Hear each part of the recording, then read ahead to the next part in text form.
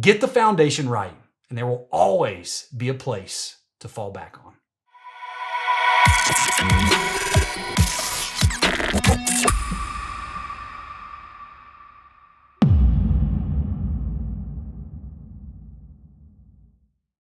My wife, Mackenzie, and I, we've been married for 10 years now, and but we've been together since high school. We got together senior year of high school. We've kind of got one of those gross stories, and we're boyfriend and girlfriend a couple times in middle school and all that.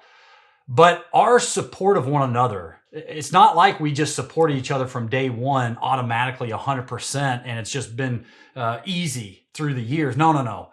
I think that's one of the things that we've learned the most in our marriage is the right way to support one another. We've certainly had moments here and there, but yes, she was always there, even in the chapters of Top Fuel stuff, and she always wanted to be with me. Maybe not even physically, because even today I'm traveling for Monster Jam all the time. She can't physically be there, but she has been as much of a mental support and an emotional support for me above probably everything else.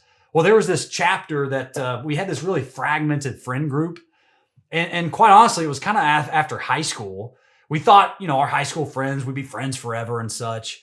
But all of a sudden, when you're doing life differently, you just start to kind of have that fragmentation start to occur. Well, it was the first time that I felt really alone. I had friends in college and stuff, and we were starting out kind of our professional lives and things like that. But I felt really alone. And I remember going to her because you can have a great group of close friends, but you could still feel really alone sometimes. And I was never that cookie cutter person or have that cookie cutter career anyway. But I went to her and I told her what I was kind of feeling and dealing with, and she saw the struggle and almost like a little bit of sadness. But she said, "Bryce, you never see two lighthouses next to each other. You're meant to be a light to other people, so just shine as bright as you're able." And that is some sage wisdom. I don't know. She became this 75-year-old grandma overnight or something when that happened because she had this, all of a sudden, this life experience that neither of us had, but she had this life advice that was spot on. Because isn't that so true? And so sometimes the more different we are as individuals, the more alone we can all feel. But we've got to realize and live our life knowing that if we are lighthouses, that maybe sometimes it will feel really lonely because our job is to go and help other people. And I got this lighthouse poster that's sitting in my office right now, and that's exactly what it says. And all it says is with the picture of a lighthouse and waves crashing against the shoreline, and the word underneath it just says leadership. And I look at that all the time. I'd imagine that anyone out there would probably admit that they kind of face those moments of doubt of, is this all really worthwhile? Is my struggle worth it?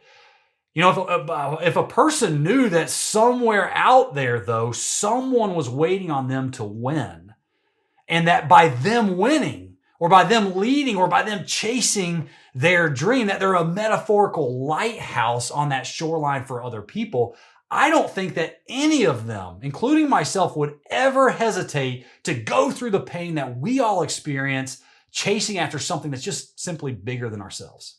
Right?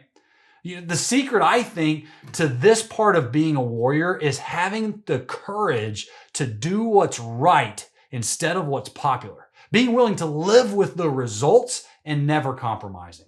You see, compromise, that equals the sandy beach, where there's no solid foundation. If you're someone that compromises, if I'm someone that compromises, it's no better. You can build a massive mansion on a sandy beach and wait for that first storm. That baby's coming down, right?